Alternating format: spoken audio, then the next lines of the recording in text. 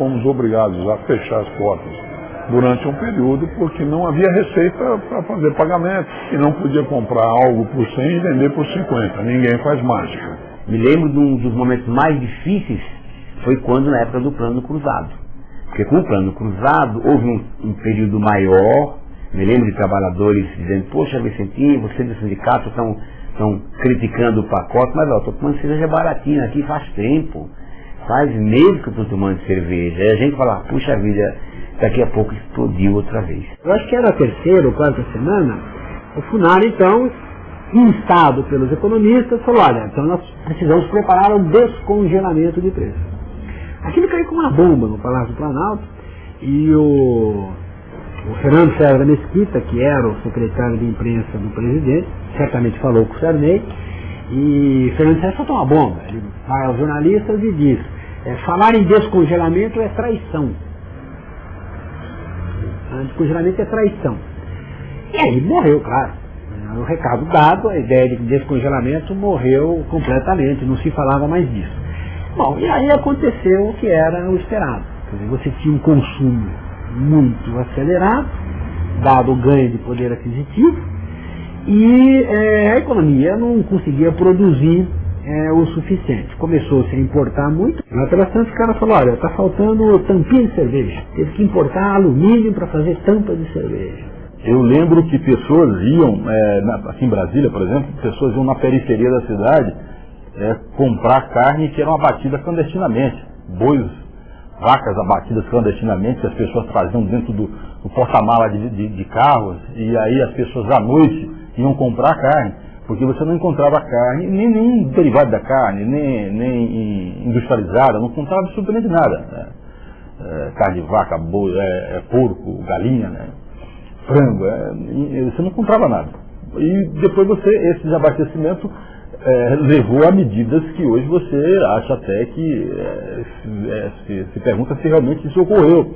Que, por exemplo, a Polícia Federal foi acionada para caçar boi em pasto. Se o abate dos bois não se normalizar nos próximos dias, o governo promete que vai lançar mão da Lei Delegada número 4 e confiscar o boi no pasto. A Polícia Federal e a FUNAB já estão preparadas para o confisco. Nós fomos buscar 2.000 e trouxemos 2.000. A maioria dos pecuaristas vem colaborando com a população, colocando gado para o abate. Mas uma minoria de sonegadores e especuladores ficou contra a população. E é contra esses que o governo está agindo. Nós vamos tentar achar apenas 10 produtos. Dos 10 produtos da nossa lista de compras, nós só conseguimos encontrar 6.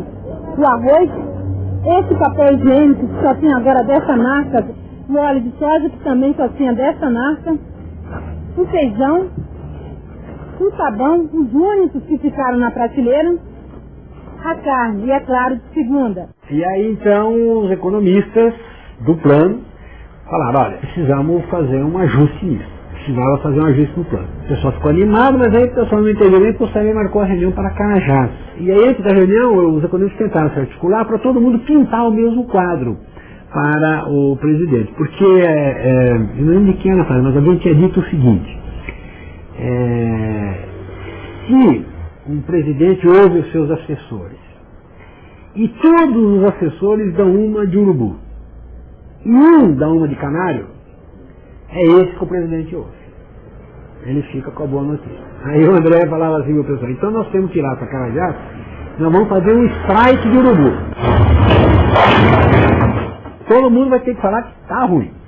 Aí vai lá, chega em Carajás, e a ideia do Sarney era outra. A ideia do Sarney, ele tinha escolhido fazer em Carajás para mostrar o Brasil grande. Brasil em desenvolvimento, Brasil em crescimento e tal, não sei o quê.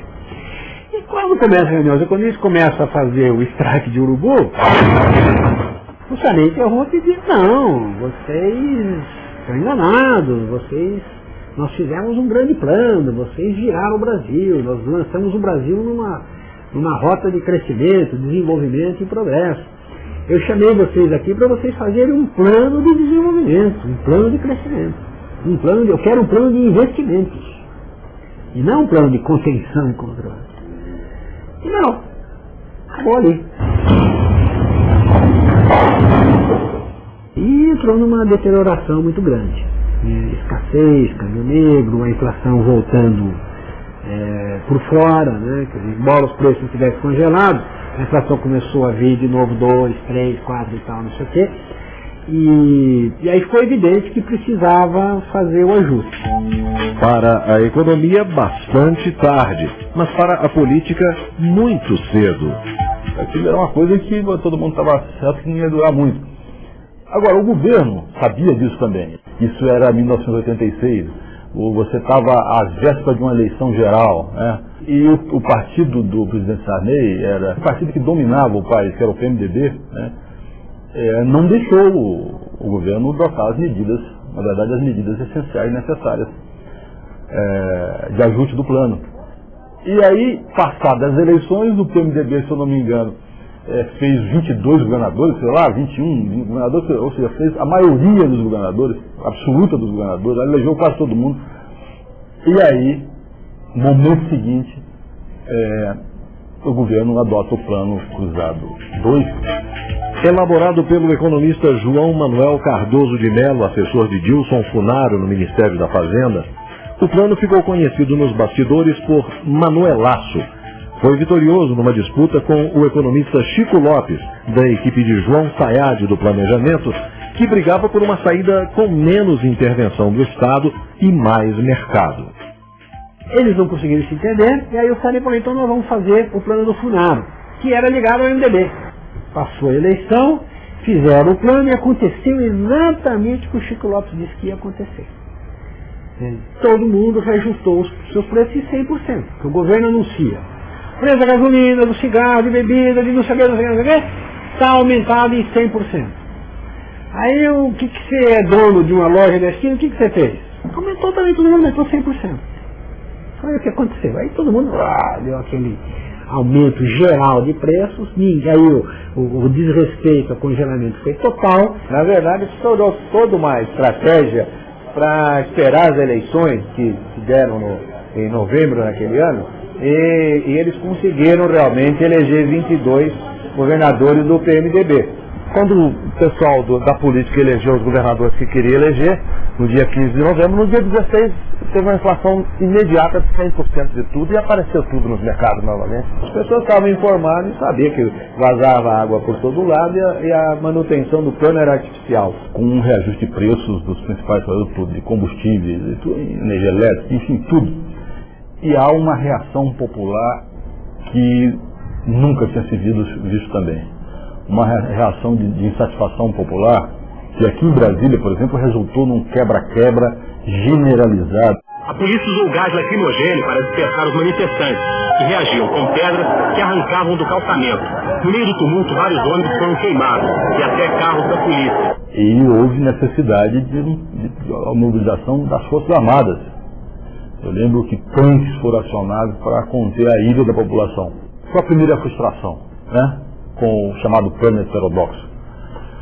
Primeiro que não deu certo. Se o plano cruzado teve problemas, foi porque, em grande parte porque o presidente não teve apoio político. Ele não tinha respaldo político. O programa era não conceder ao presidente Sarney que ele tivesse estabilidade. E sem esse apoio político foi impossível que nós tomássemos até o fim as decisões que nós podíamos tomar e que realmente não nos faltava apoio político. Ainda teria o lamentável episódio da moratória, né? O Brasil ainda quebrou no cenário externo, ficou $100, teve que fazer a moratória. E fez a moratória não por foi decisão política, mas porque acabou o dinheiro, acabaram os dólares.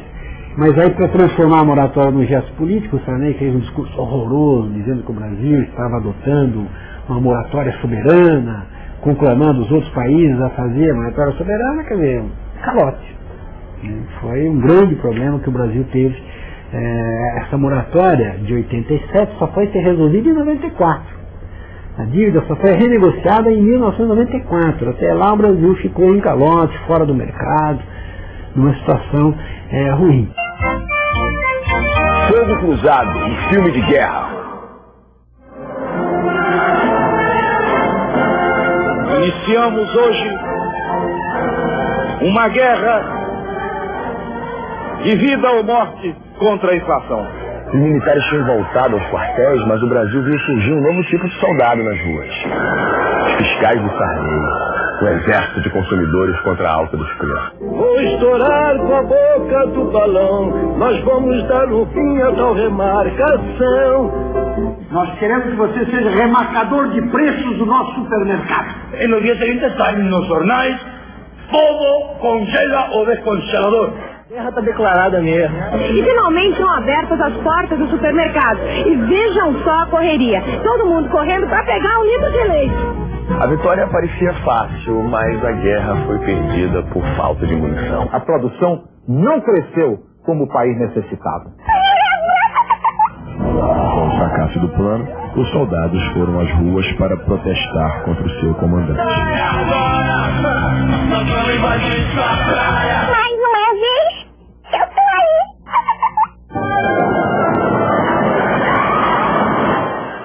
Foi no meio dessa crise brutal, aí o governo declara a moratória da sua dívida externa, né, isso em fevereiro, e em abril, né, sou eu chamado para ser ministro da Fazenda.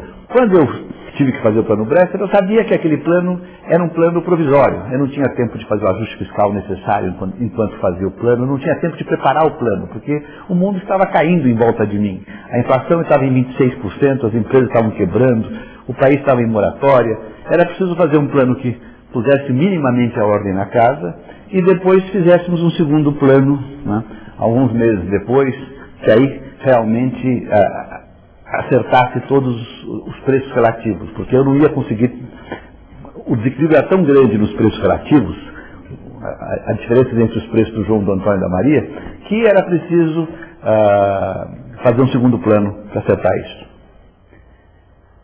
Mas não foi possível fazê-lo, né? Quer dizer, aí faltou realmente apoio político.